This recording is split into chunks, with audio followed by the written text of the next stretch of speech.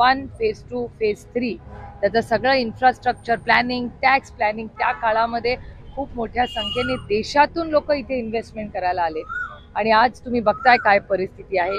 गेले अनेक वर्ष तिथलं सगळं इन्फ्रास्ट्रक्चर असेल, पाण्याचे प्रश्न असतील, याच्यासाठी दर आठवड्याला मी स्वतः अनेक मीटिंग्स घेतलेल्या आहेत, अनेक पालकमंत्र्यांबरोबर चर्चा केली, इंडस्ट्री सेक्रेटरी बरोबर चर्चा केली आहे, MIDCशी चर्चा केली आहे आणि याच्यातून मार्ग काढण्यासाठी सगळ्यांनीच मिळून खूप प्रयत्न केले।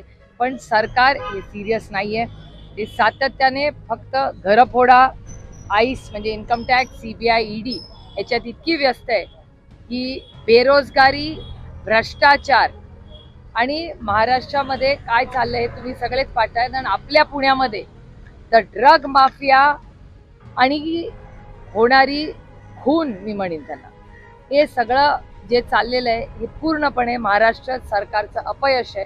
कारण का त्यांना घर फोडा आणि पक्ष फोडा आणि 50 खोके एकदम ओके। नाही, आरोप काय नाहीये, न्यायप्रविष्ट मॅटर आहे, न्याय देवता न्याय देईल। फक्त आज एवढंच होतं,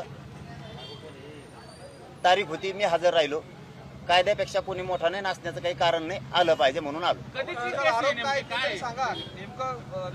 आता आरोप अगोदरच कसं म्हणणार आहेत आपण, मान्य न्यायालय बसलंय, न्याय देईल, ठरवलं त्यावेळेस।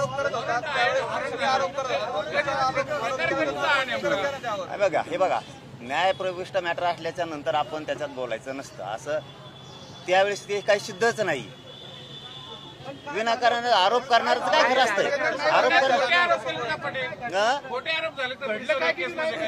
हे बघा आता न्यायालयात आहे म्हणून मी त्याविषयी बोलाय, खोटं आहे हे सगळ्यांनाच माहिती आहे। आता एक मात्र खरं आहे, कुंकड सापडत नाही म्हणून काय याच्यात सापडायचं की काय सरकारला, असंही काय असू शकतं।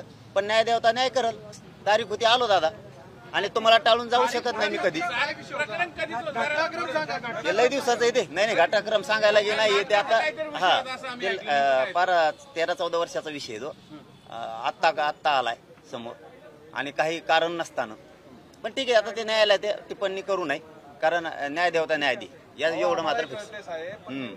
एवढं जालन्यावरून जर तुम्ही इथे येत असाल तर नेमकी तक्रार काय तुमच्या, तेवढं तरी सांगा। अहो साहेब, जालन्याहून आलोय म्हणजे न्याय देवतेचा सन्मान केला पाहिजे, कायद्याचा सन्मान केला पाहिजे म्हणून आलो। तिथून आलो म्हणजे काय लय मोठा थोडा झालोय मी, कायद्यापेक्षा थोडा मोठा आहे। ते पूर्वीच नाटकाचाच आहे तो विषय, परंतु न्याय देवता आता न्याय करेल तिथं, त्यामुळे ते आता न्यायप्रविष्ट असल्याने त्याच्यात काही बोलू नये। तारीख होती अगदी बरोबर, पण ते आता तारीख होती, मी आलोय त्याच्यावर आता मध्ये असल्यामुळं आता मला मी काहीच बोलत नाही। न्याय मंदिर खरं न्याय करेल।